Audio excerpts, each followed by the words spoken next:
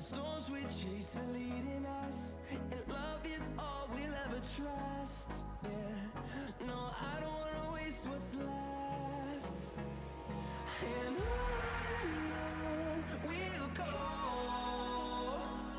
through the wastelands, through the highways, till my shadow turns to sun rays. And on we'll go, through the wastelands, through the highways, and on we'll go.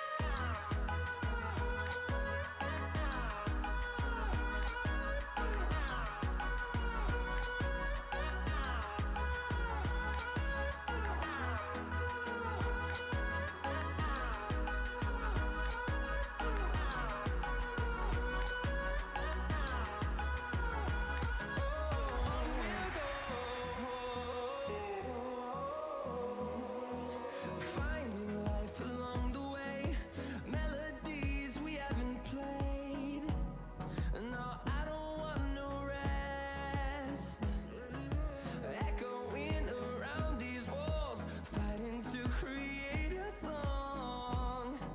I don't wanna miss a beat. And on we'll go, through the wastelands, through the highways, till my shadow turns to sun rays. And on we'll go, through the wastelands, through the highways, and on we'll go.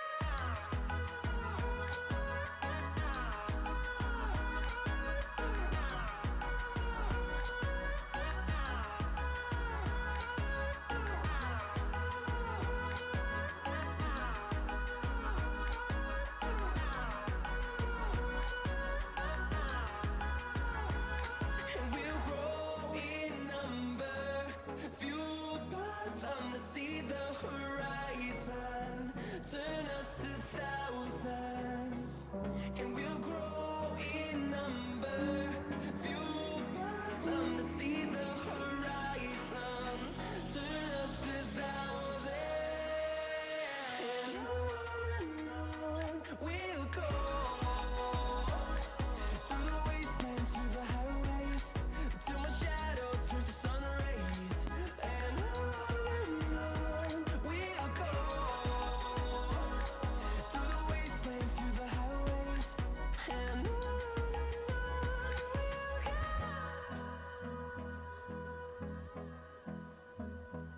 Hot.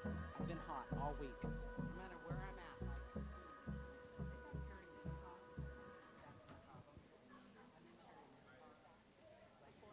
Premenopause. I'm about that age, so. Just like the street lights lit this town, like a fire in a blaze, gotta burn it down. Can't be afraid to leave this out. We got this far, don't know how. I see danger in your eyes. They know we'll burn down the night. Coming just like the sunrise. We know that we gonna let it rain. Tonight, we gonna let it rain. Tonight, we gonna let it just like the sunrise. Let it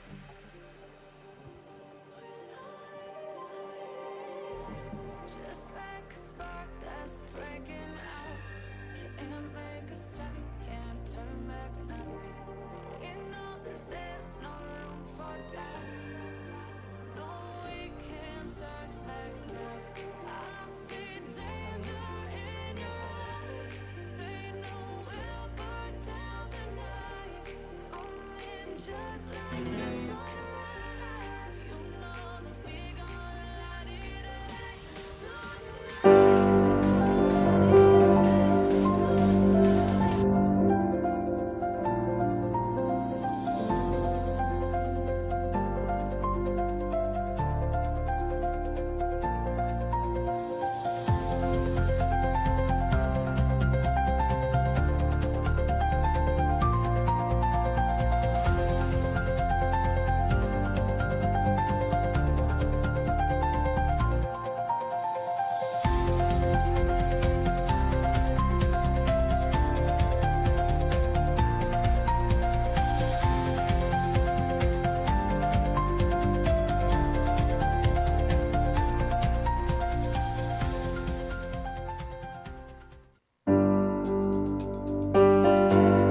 Well, good morning, friends.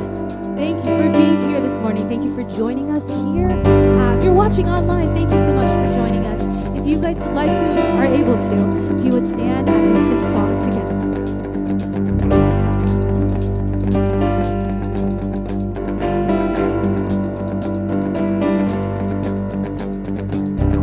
I was walking the wayside, lost on a lonely road. I was chasing the high life, trying to satisfy my soul. All the lies I believed in left me crying like the rain. Then I saw lightning from heaven, and I've never been the same. I'm gonna climb a mountain, I'm gonna shout about it. I am a child of love. I found a world of freedom, I found a friend in Jesus. I am a child of love.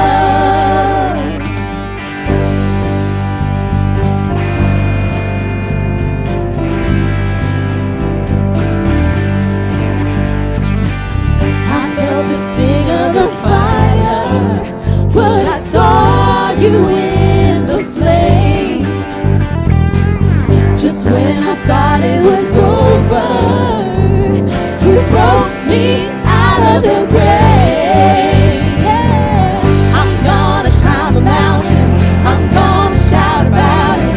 I am a child of love. I found a world of freedom, I found a friend in Jesus. I am a child of love. Yeah. Oh, I am a child of love. Yeah. Oh, I am a child of love.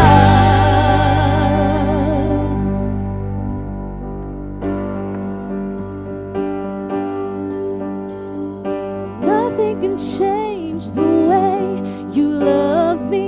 Nothing can change the way. Oh, I belong to you. Yes, I do.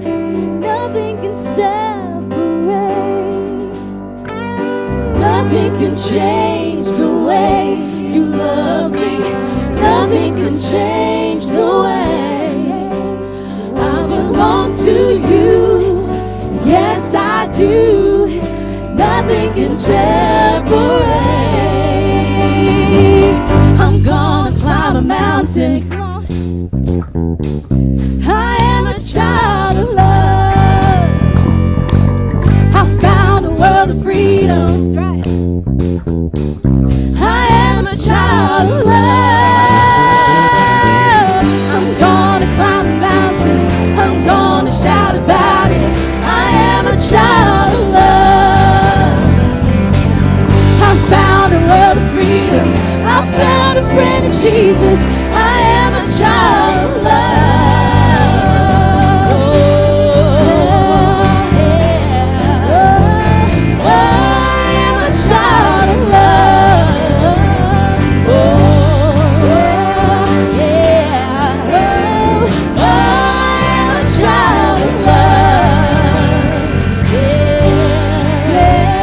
Oh,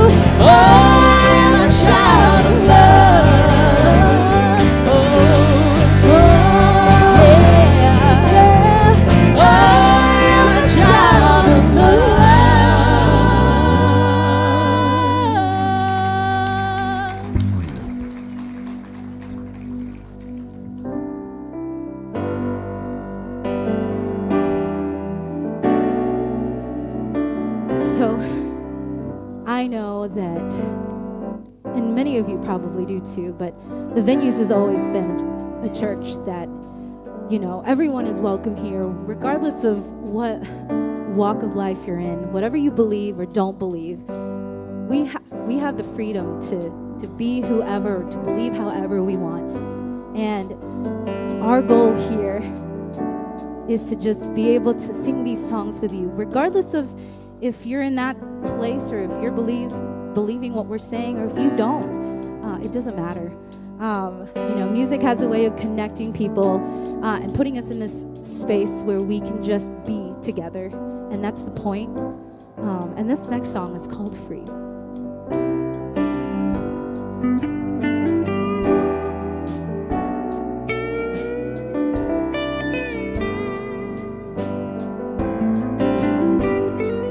There's a world at war, caught in suffering, silent casualties. Oh God, grant us peace. And in these sleepless nights, I can hardly breathe. Despite brutality, I know that we'll be free. I know that we'll be free. Let the light and keep it shining. Let it break into the darkness. All the love dares us to see, we'll be free.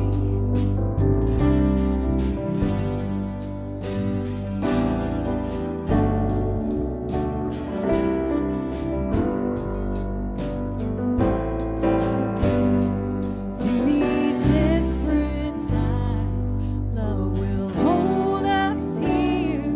Love will join our hands, teach us to have no fear. So we lay our hate down to wash their feet. When we see our brother, oh, we'll all be free. Yes, we'll all be free. Let the light and keep it shining. Let it break into the darkness. All the love dares us to see, we'll all be free. Let the light and keep it shining. Let it break into the darkness. All the love dares us to see, we'll all be free. We'll be free, free. We'll all be free. We'll be free, free. We'll all be free. We'll be free, free. We'll all be free. We'll be free, free. We'll all be free. We are free, free. We'll all be free. We are free, free. We'll all be free. Let the light and keep it shining. Let it break into the darkness. All the love dares us to see, we'll all be free. Let the light and keep it shining. Let it break into the darkness. All the love dares us to see, we'll all be free. We'll all be free. We'll all be free.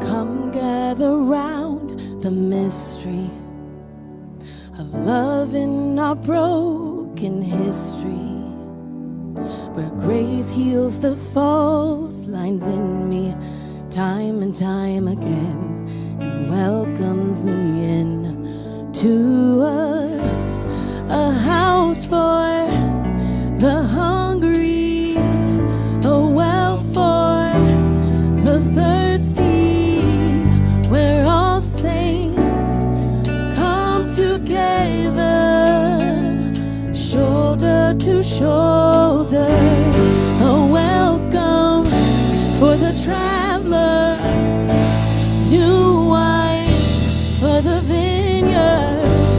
In all things, God is able, 'cause love has a bigger table.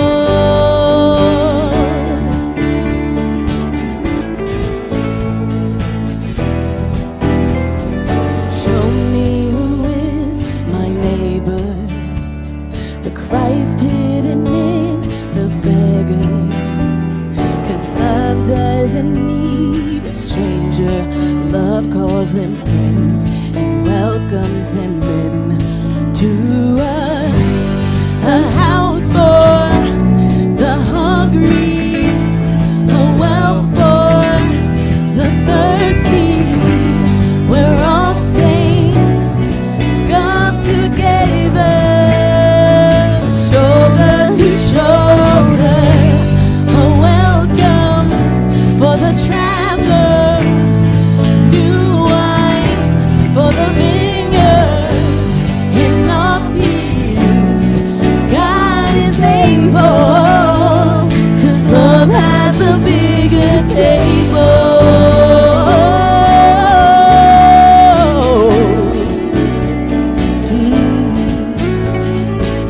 There's an empty seat waiting next to me. We gotta make some room for each other.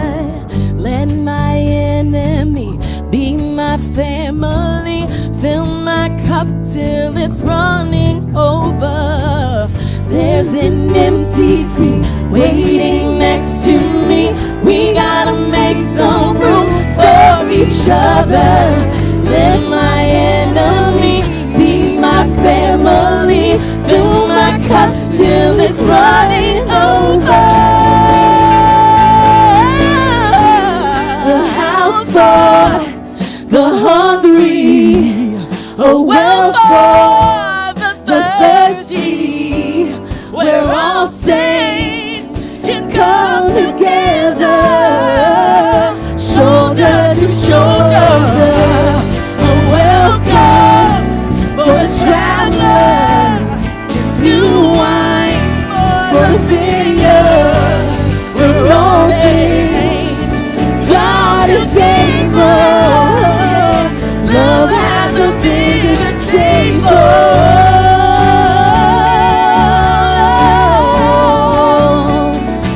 Love has a bigger table. Love has a bigger table.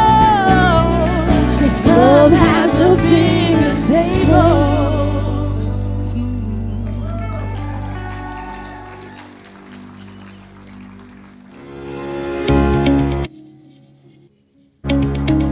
Well, hey, good morning, everybody. My name is Michelle, and I'm so happy you've joined us today, whether you're watching online or if you're here in the auditorium.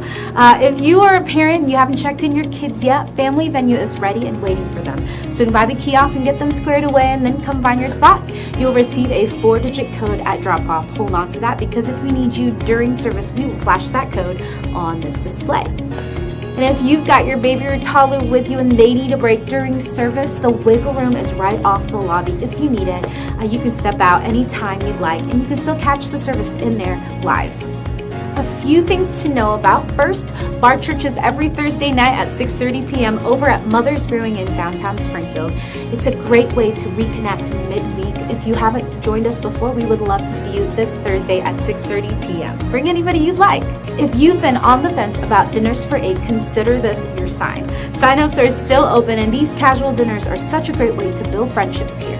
Check it out at thevenues.org/dinnersfor8, and if you'd like to host one, and that's your thing, we would love to get you to host one as well. Lights of Love is our Christmas in July fundraiser, and it is happening all month long. We are raising money for 7 incredible local organizations like Rescue One, Care Animal Shelter, Isabel's House, KVC Missouri, Harmony House, our Unsheltered Friends Ministry, and Crosslines. You can give anytime at thevenues.org/lights.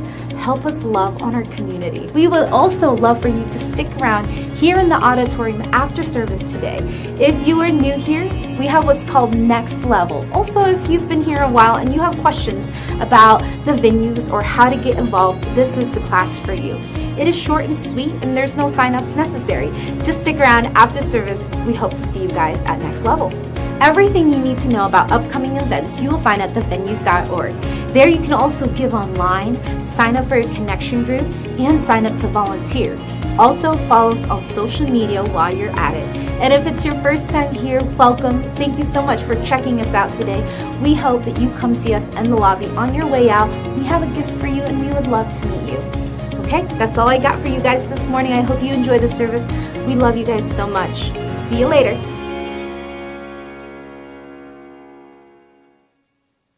Cheer and clap if you love this venue's band so much. Talented group of our friends that we love so much every week. Love it. We have a special song that the Venues Band is going to perform for you this morning that is from my decade, which is the New Wave 80s. And before you go, Cyndi Lauper's 1986 hit, True Colors. And just so you don't think, I should say, that a song from 1986 has nothing to tell us in 2026, I want to share with you some words that were spoken about this artist and this song very recently that I think will resonate with you. And I quote, "I think we can all agree the best art comes from the most authentic people. When artists stay true to themselves, even when some people say they're too much, too loud, too eccentric, or all of the above, that honesty becomes their greatest strength. It's that courage to not only creates incredible art, it gives everyone who experiences it the permission to be themselves. It opens their hearts, it changes their mind, and that is its power." And I go further quoting. "One of Cyndi's most inspiring songs to me personally is True Colors. When I was 14 years old, I performed True Colors at a talent show in my hometown. That was my first time ever winning a competition for singing, and that has been so important to me ever since. True Colors has gone on to be an anthem synonymous with love and acceptance in the LGBTQ plus community and beyond, a message that still stands the test of time." And those words were spoken by none other than Willard, Missouri's own Chapel Roan on the occasion of inducting Cyndi Lauper into the Rock and Roll Hall of Fame in the fall of 2025. I think we've got a few Chapel Roan fans here in the venues today. And the words of Chapel Roan, it sounds like she's sitting in here in the auditorium with us every Sunday, doesn't it? Talking about the opportunity for people to be their authentic selves and for truth and for honesty to come shining through in the art of music and otherwise. Well, while the band is performing True Colors here in a few minutes, our volunteers, as we do every Sunday, are going to come forward and pass what we lovingly call the money buckets down the aisles. And if you are financially able, and if you feel moved to help us in the various good works that we do as a church family here in the Springfield community and beyond, we would be so appreciative if you would share with us a few dollars if you have them. But if not, that's fine as well. And you can sit back and listen to one of Chapel Roan's most influential songs, recorded long before she was born, True Colors.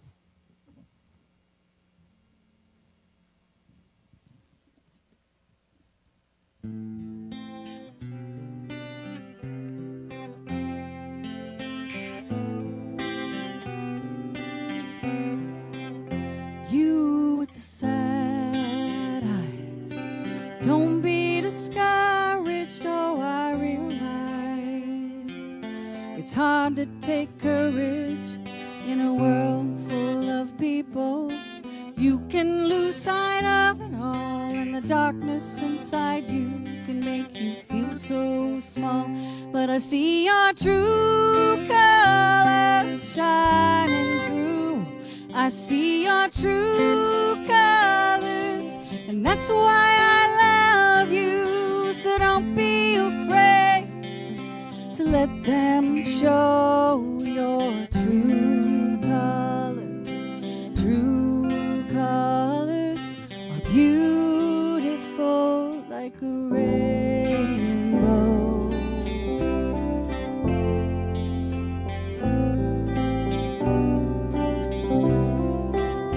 Show me a smile, yeah. Don't be unhappy, can't remember when I last saw you laughing.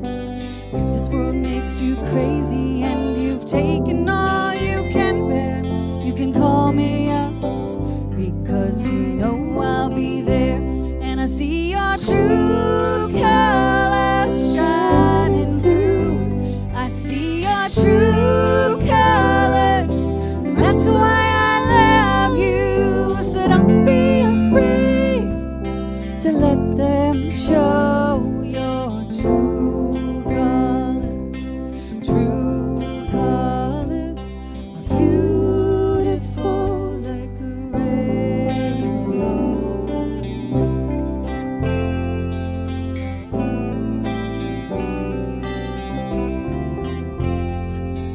If this world makes you crazy and you've taken all you can bear, you can call me up, because you know I'll be there. And I see your true colors shining through. I see your true colors, baby, that's why I love you. So don't be afraid to let them show your true colors. True colors, true colors are shining through. I see your true colors, and that's why I love you. So don't be afraid to let them show your true colors. True colors are beautiful like a rainbow.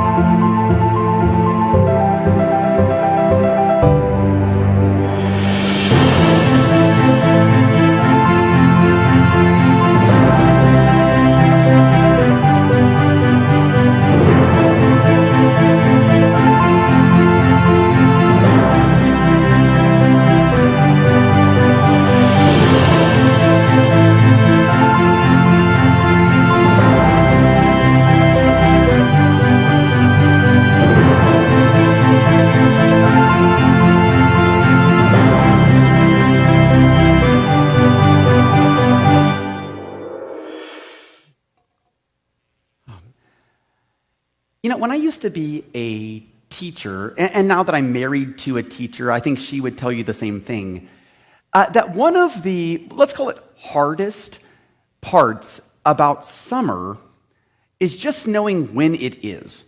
And I don't mean like knowing that it's like June through August or whatever, but I mean that given the regimentation that teachers face during the 9 months of school, it can be a little bit overwhelming, right? So for 9 months, it's like we get to school at 8:06, and then we have lunch from 11:23 to 11:24, if they're lucky.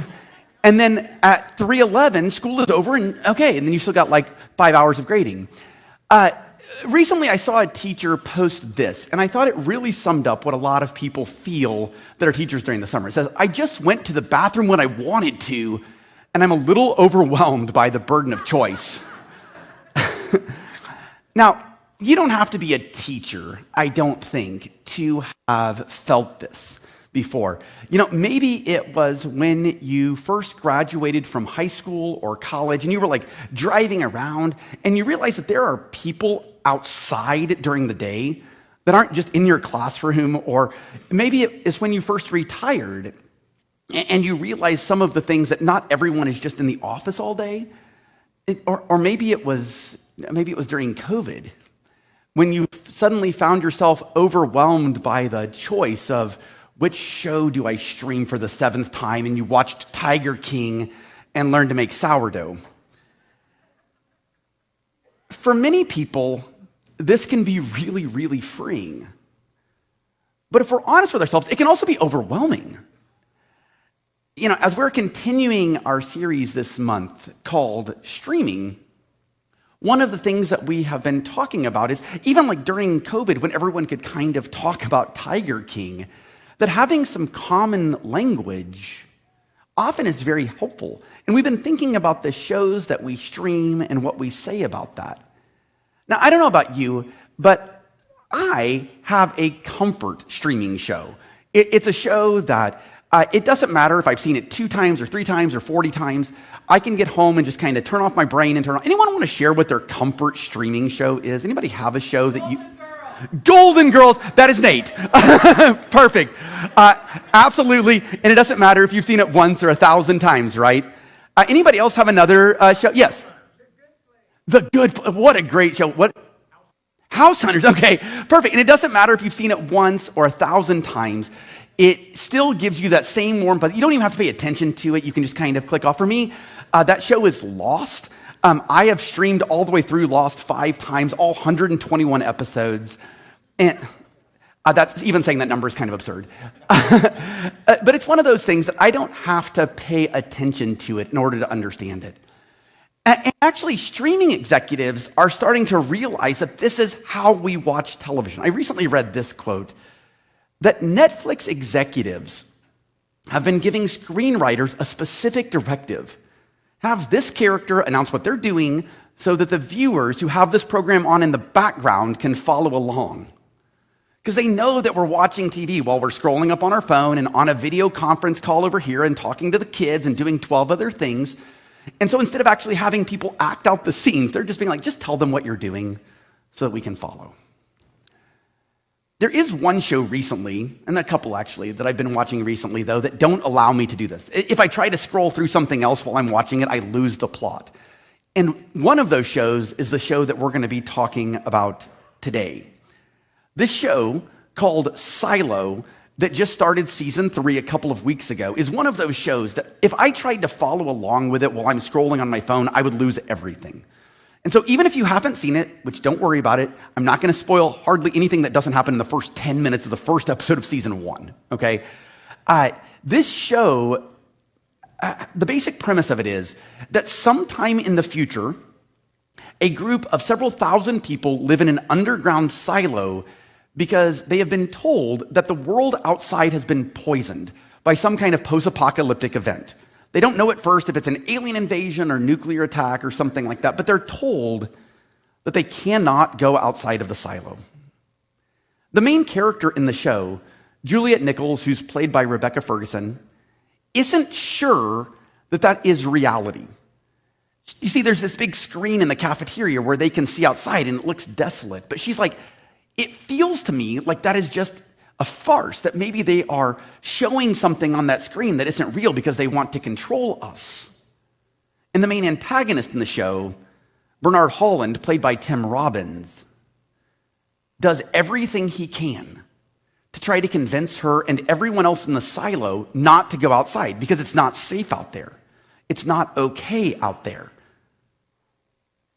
Both of them are kind of in this constant struggle between what is reality and what is not. And so this morning, I want to show you a quick trailer of what this looks like, just so you kind of get an idea. This is the before season 1 showed. This was the trailer. And by the way, while we're showing the trailer or while we show any video, feel free to eat some of the popcorn. Good job, Amanda. Feel free to go ahead and eat it. Enjoy a little snack on us while you're doing that as we're going through the stream. But I'm going to show you the season 1 trailer as we go ahead and get started.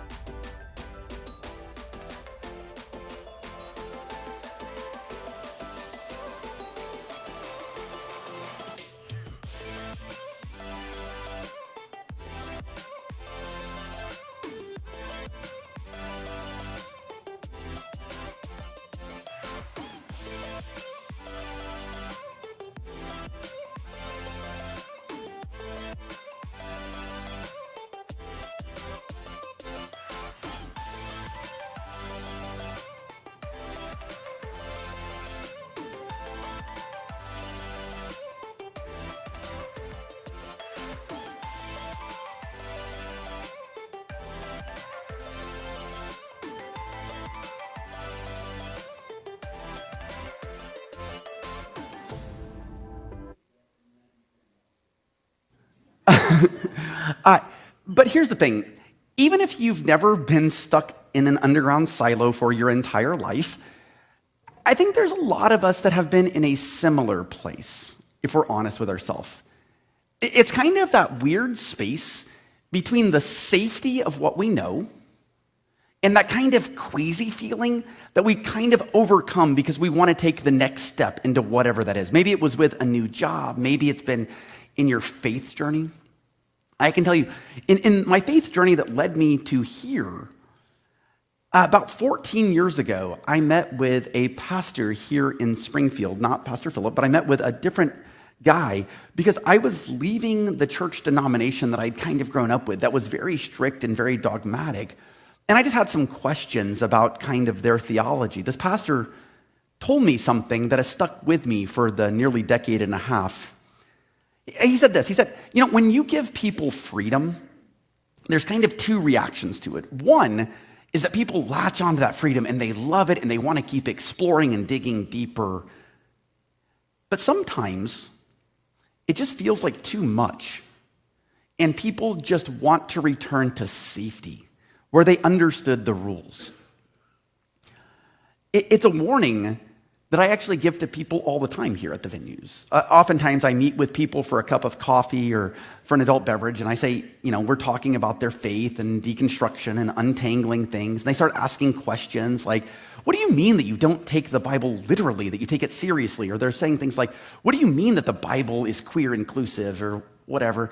And at some point, I looked them in the eye and I said, look, I need to give you a warning here about this. And that's this, that at some point, if you keep asking these questions, I'm going to tell you something that you can't unhear. You're going to see something that you can't unsee. And I'm happy to walk down this rabbit hole with you, and I'll be there with you the entire journey. But you just need to understand that, like, it doesn't have the neat, tidy answers that some of your past stories have had. In the Christian New Testament, there is a story that has a very similar vibe to it. It's a story that I've probably heard like 10,000 times, but I've never thought about this specific part. And if you grew up in church, or even if you just used to come to church occasionally around Easter, you've probably heard this story. It's the story where Jesus was captured by the religious elites of the day, and he's getting ready to stand trial before he is crucified. This trial with Pontius Pilate is so important to like the breakdown of the Christian faith that it's even spoken in the Apostles' Creed, which is something that like Christians for millennia have recited out loud to each other kind of about what we believe. And it says this, that I believe in Jesus Christ, who suffered under Pontius Pilate, was crucified, died, and was buried. And it's one of these like core tenets that most people who would consider themselves Christians would say, like, I understand this story. But I think there's something in this story between Jesus and Pontius Pilate that might actually help us answer a question that many of us think about all the time. In fact, I was just talking to someone this morning who had gotten a preview of the teaching this morning and was like, actually, that's the exact question that I've been researching. And it's basically this. With all of the AI slop and with all of the different hoaxes and with everybody saying that everything is fake news, how do you figure out what's true? How do you figure out what's true? And this question is exactly where this morning's teaching is going to end. Because at the very end of the story of Pilate and Jesus, it says this: Pilate asked him, "What is truth?" And I think if we're honest, this is a question that most of us have asked at some point, maybe even this week. What is the truth? We don't have to be stuck in a silo to figure out that there might be someone or something that is gaining benefit from being able to describe what is true, that things turn out in a specific way. And let me just say this up front. I do not have a corner on the market of truth. This is something that we all get to walk together in, and that's why I'm so thankful for this community, that I can stand up here and say, look, I don't know what all the truth is, objectively. I don't. But I think maybe there's a framework that can help us try to put together what that is. And that's this: that truth matters, not because we need to be right, but because we need to be together. Okay, there's a lot there. We're going to unpack it for the next 20 minutes or so. But here's the thing I want you to be able to leave today with: that truth matters, not because we need to be right, but because we need to be together. I know that when we think about truth, we oftentimes think about everything in black and white terms. And if I'm right, then you're wrong. And if you're wrong, then I'm right, and so forth and so on. But maybe there's a framework that we need to think about truth that isn't just everything is always just black and white. The scene with Pilate does not start with Pilate asking Jesus what is true. What the scene starts with is all of these religious leaders of the day. They take Jesus to Pilate, and they are basically asking that he is murdered for the capital offense of treason, okay? Because they are telling Pilate, look, he is trying to start his own kingdom. He's starting his own government. He's starting his own thing. This is a threat to Rome. And so when you first start reading the story in John 18, there's multiple times where Pilate says something like, "Are you the king of the Jews?" Or, "What are you doing? What have you done?" Or he looks at him and says, so are you a king? Basically, the issue here is that if Jesus was positioning himself as a king, if he was trying to say, I'm the king of the Jews inside Rome, he would be setting himself up in a treasonous position against the Roman government, which would mean the Roman government could justify whatever they wanted. They could justify doing anything that they could get away with. And so as we think about this big idea, I've got a couple of handholds that might help us figure out what is truth. And the first one is this: that those who have written the rules of right and wrong have an incentive to determine the truth by it. Okay? That those who have written the rules of right and wrong have an incentive to determine the truth by it. The government of Rome in this story has an incentive to make sure the rules are followed. Pilate's job security is based on there not being riots all the time. The leadership of the silo has an incentive to say, no, you can't go outside. It's dangerous outside, to make sure the rules are followed. And I'll be honest with you, I think many of us grew up in a world, whether it was our government, whether it was our families or our faith traditions, that had an incentive to keep certain people in power by following a certain set of rules. Here in the United States, sadly, in recent years, we have seen this been playing out a lot. One of the specific ways that we've been seeing this play out has been in the context of voting rights. and the rights of the government to do something called gerrymandering. Now, if you haven't ever heard of gerrymandering before, I'm sorry that I'm going to spoil Christmas for you right now by explaining gerrymandering to you. But basically, gerrymandering is where the government decides kind of the shape of the districts based on what's going to be most helpful for their political party. And honestly, there's no problem with the redrawing districts. People move, and you should have districts that represent people. That's part of a representative democracy. But basically, in recent years, the Supreme Court has ruled on numerous occasions that parties, like political parties, can reshape the districts so that they gain political power. And even just recently, they ruled that they don't even have to prove that they're not doing so for a racist reason, as long as it's not just racist. Okay, if they can say that they were doing it because it was partisan, that's fine. But this morning, I want you to hear how this directly affected one person. I want you to hear from Reverend Lawrence Wofford from Alabama, who has been dealing with this reality of gerrymandering in Alabama. So I want you to take a quick shot at this video.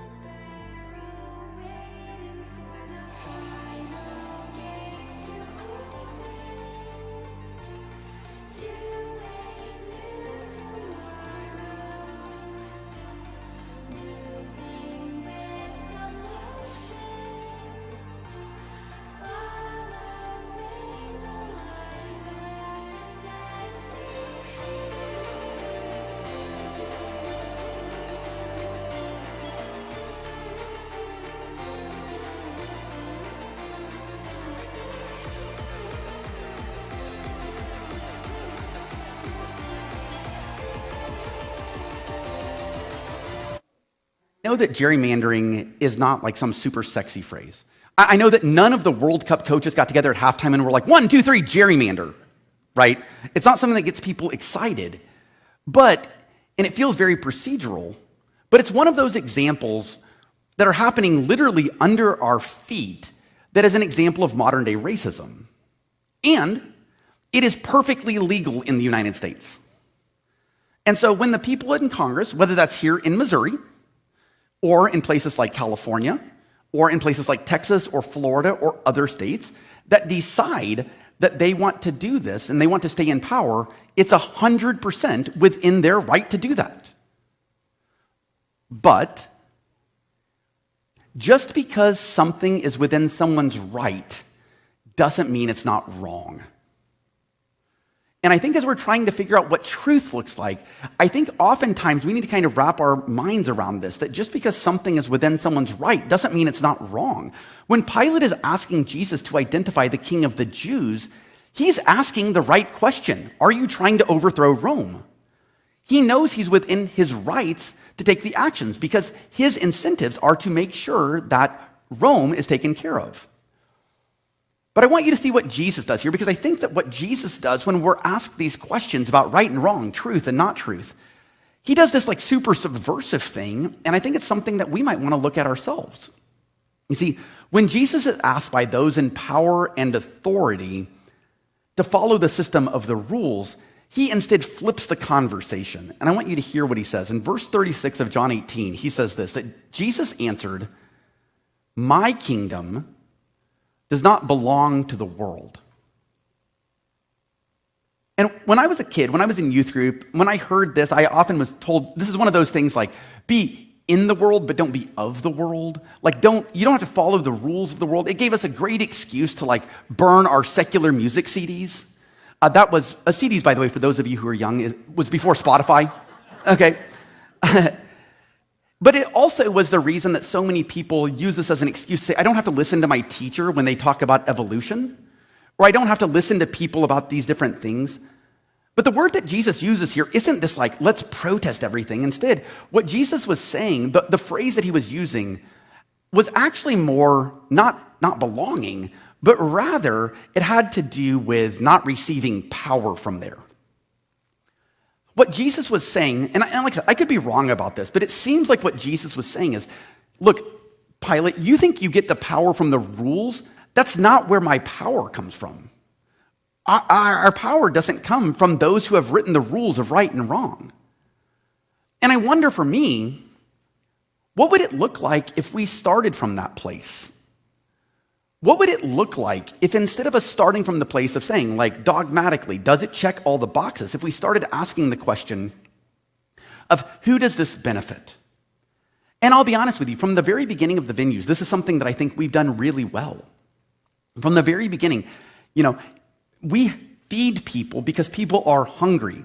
Now, sometimes that runs us into some complications, but we continue to feed people because people need to eat. And you all do such a good job continuously affirming things like that. When we start asking questions like, who does it benefit? It actually means that we start conversations that aren't available otherwise. You see, because if all we do is have everything in a rule of either I'm right or I'm wrong, it actually divides the ability for us to have conversations. Psychologists have started to catch up with this, by the way. One recently said this: you can be right or you can be close, but you can't have both. Letting go of being right doesn't mean conceding. It means making space for more than one truth. When the need to win takes over, connection erodes. Empathy disappears. Curiosity dies. And repair becomes nearly impossible.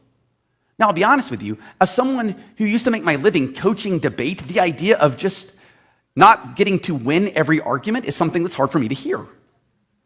But I think a lot of us get into that space where we feel like we have to be right all the time instead of believing the best in the people around us and saying, actually, what's more important is the relationship. As empathy seems to fade away as something that is important here in the United States, I wonder what would happen if instead of saying, I'm always right and you're always wrong, if we started saying, I'm just going to listen to you. I do think it's really important here, by the way, to note that this doesn't mean that you shouldn't share your truth. You have truth and you should share it. But there is also a space where if I have to be right all the time, that it undermines my ability to have relationship with people. Like I said, I could be wrong about this, but it seems that the conversation between Jesus and Pilate, that Pilate is more concerned about being right and Jesus is more concerned about relationship. Jesus is much more focused on making sure that those without voices get heard. And I'll be honest with you, I think there's a tendency for us to throw rocks here sometimes because we always assume that the people on the other side are wrong, because sometimes it's easier to tear the other people down because it makes us feel better about ourselves. And so today, kind of the last handhold that I want to give us on how we determine truth is this. Truth is much more of a behavior than it is a belief. Okay? I'm going to say that again because it's really important. It might be shocking to you to hear this from a church. Truth is much more of a behavior than it is a belief. Many of us have been taught that faith is all about making sure that we believe all of the right words, that we believe all of the right dogmas.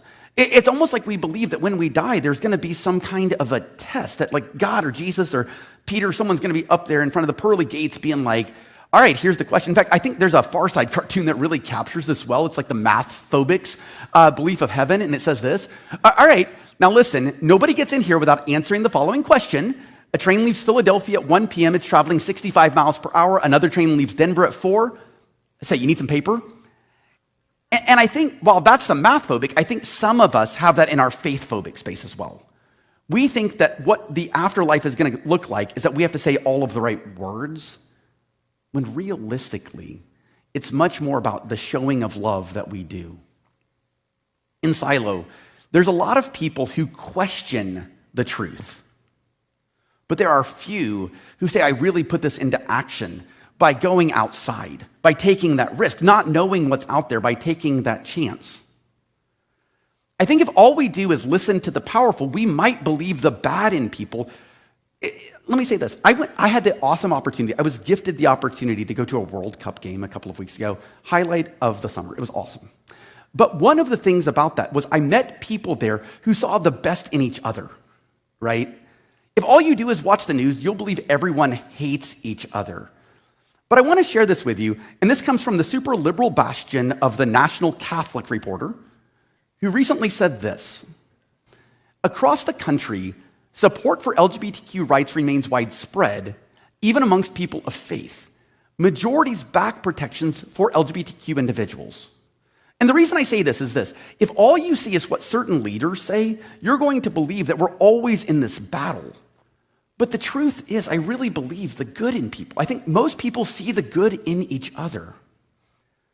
Now, that doesn't mean that always happens, right? There are exceptions to this. In fact, there was a really bad exception to this that just happened a couple of weeks ago to our literal neighbor. I don't know if you all have followed this on the news, but just a couple of weeks ago, our literal neighbor, the Unitarian Universalist Church, just down the street here, they always fly 3 flags. They have an American flag, a Pride flag, and a Black Lives Matter flag. And over the last several weeks, people have been stealing their Pride flag and replacing it with a flag where they have written a Bible verse. I want to show you actually what they, this picture of Michelle, who's the pastor there. Now, I will say, it is funny to me that they misspelled Corinthians. Whatever. Whatever. But if all we do is see the news, all we will perceive is that everyone is always at loggerheads with each other. By the way, I would please encourage you, do not go look for this story. The comments are disgusting. So don't go do that. Just a heads up on that. It bothers me that people of faith are not on the front lines of those saying we need to care for our LGBTQ community. But if all we do is listen to the small snippets that show up on viral videos of pastors who agree with these flag thieves, we will believe that everyone is always out to get everyone. Yes, those people who do those things are gross.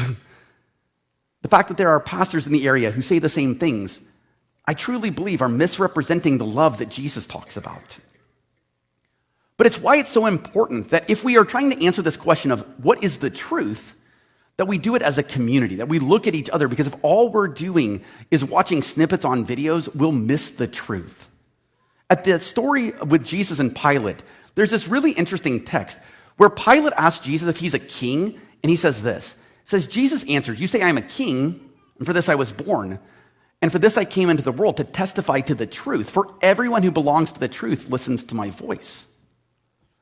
You see, when Pilate was asking this, if he was a king, Jesus answered not by saying, yes, I'm a king, or not that I'm a king, but rather by uncovering this question of what it means to tell the truth. Remember, in the New Testament, they didn't write the Bible in English. They wrote the Bible in Greek. And this word that they translate as the truth from Jesus is this word, aletheia. The letter A at the beginning of it kind of means the opposite, like an atheist is the opposite of a theist. And the word letheia is this word for forgetting. And so the word actually means to unforget. So Jesus is kind of saying, like, I come here to uncover the truth, to let people see the truth. And I think especially in today's world, this is so important because there are a lot of things that society has chosen to forget because we are so bombarded with the negative message all the time everywhere. Earlier this summer, Morgan and I had the chance to go to Poland to visit our most recent exchange daughter, Yulia. It was an awesome trip. But the first day, right after we landed in Krakow, we went to a place where even though I take lots of photos, I couldn't bring myself to take a single photograph. Not because it wasn't memorable, but because it didn't feel right. We spent the afternoon that first day in Auschwitz. We walked the paths where the largest genocide in the history of humanity was carried out. We saw the gas chambers. We saw the barracks, the cards that people were handed that said, "This is your death sentence." It was overwhelming. But part of that is because the people of Poland and UNESCO have done a great job making sure that that is accessible. Because they want to let people unforget. They want to make sure people remember, that people see the truth. Dr. M. Sean Copeland did some study about this text with Jesus and Pilate. And I want you to hear what she said about it. She said, individuals do not remember alone, but rather as members of a group. Commemoration compels us to overcome ignorance of one another. That is the reason, by the way, that what we do here at the venues is so important. Because when we look at people, we can remember that we are not alone. We can remember that everyone is not the viral video that we see on social media. That there are people who love us, that people who see us, that we can be our full self exactly in that space. And it's in that context, the context of Jesus telling Pilate that he's there to remove the forgetfulness, that Pilate asked this question: what is truth? Right? Pilate asked, what is truth? And while Pilate is the representation here of the empire, there's no tone in this sentence. So maybe we can reclaim it. Look, maybe it's worth asking the same question, not just to ourselves, but to each other. What is the truth? I'm going to close today by reading you a quotation from Walter Brueggemann, who I think answers this better than anybody. He's a rhetorical critic and a biblical scholar, and here's what he said: truth-telling is designed to enhance the neighborhood. Falseness diminishes the neighborhood. The truth depends upon regard for the neighbor. It is disgusting to me that there are still people in Springfield, Missouri, who do not believe in queer inclusion. It is frustrating to me that we still have to have that fight. But the good news is there are lots of people who are on the side of truth there, who are on the side of inclusion, who are on the side of moving in that direction. It is frustrating to me that we are still having to fight against racism in America. But there are lots of people who are opposed to racism. When we ask ourselves, what is the truth? Maybe we need to start answering that question by saying the way that we determine that is together. Not about who's right and wrong, but on how big of a table we can build. What's this look like in practice? I'm not sure. Maybe it's following questions and seeing where they go. Maybe it's looking outside of our comfort zone, even when it's uncomfortable. And by the way, I'm not saying in that space to put yourself in danger. I'm saying for those of us that can, let's ask the questions. Because maybe it's realizing just for a minute that our freedom of being able to ask questions is knowing that we don't have to have all the answers, but that having the relationship is what allows us to ask the questions that start as the starting point for determining what truth really looks like. When we ask these questions, and by the way, there's a text number on the screen. If you have questions, I do not claim to have all of the knowledge. I am a cis, white, straight dude, and I do not have the lived experience of everyone who I am not. But I believe that in these conversations that I can learn from you, and there might be things that you're like, Chris, I think you missed the boat there. I would love to buy you a cup of coffee and us talk about that. But if you have questions this morning, Josh, who is actually our connections director here at the venues, is going to come up, and if there are any questions that you have posed, he's going to come up here and read those to us, and we'll talk about them. I will say this, by the way, if you've not gotten the opportunity to meet Josh yet, Josh is the person who you would talk to if you're interested in serving. Yeah, Josh is awesome, right? Thank you. Another Golden Girls fan. But if you have not had the opportunity to meet Josh, when we say things like, we're going to get together and learn about connection groups, Josh is the person that you would go see, okay? And he's objectively the best dresser on staff now that Philip's retired. All right, so are there any questions this morning? I am ready for this. All right. What if it's your boss that is being transphobic and passively mean to other coworkers as well, for one reason or another? What would you recommend to handle that, even after multiple people going to HR? Oh my goodness. Okay, well, thanks for asking an easy question. Oh my gosh. First of all, let me just say this. I am so sorry if you're online or if you're in this room that you've been facing that kind of discrimination. One of the things that I want to say, first of all, is that you are not alone.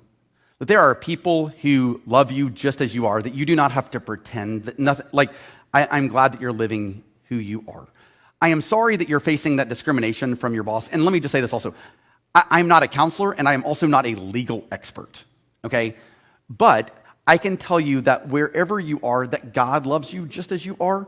And even if your boss, who in this instance might represent the empire, the conversation that we've been having here, that person is not representative of the majority, and they're not representative of God's voice, okay? So I want you to hear this super clearly, that no matter what anyone else tells you, that you are still loved, that you are still valuable, that you are still perfect just as you are, that you are good, and you do not have to change that an iota, because you are loved just as you are, okay? And if you would like to chat with me more about it, I would be happy to see if we can put you in contact with someone who has access to information about legal or other information, but that person is not me, okay? All right, with that said, Josh, it is 11 o'clock, and so I will get to the rest of your questions by tomorrow. Thank you for asking that question. And with that said, I'm going to turn it over to John, who is going to give you some dismissal instructions this morning.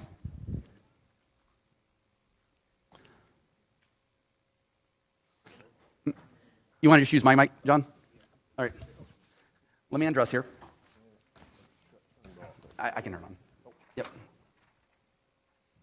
Hey, don't go There you anywhere. go. Here you go. Hey, thank you. Thank you, Pastor Chris. Another great teaching here at the venues. First of all, as Michelle alluded to in the video announcements earlier, we have what we call the next level class, and that is literally going to happen as soon as we stop. So don't go anywhere if you are interested in next level. It will be happening right now, right here in the auditorium. It is your chance to learn about the venues and, most importantly, in my opinion, to meet the staff. We have such a wonderful staff, of whom Josh is one, and many of whom that you may not have had a chance to interact with. So I encourage you to do that, and I promise you it will be only about a 15-minute program, so don't feel like you're giving up the rest of your afternoon.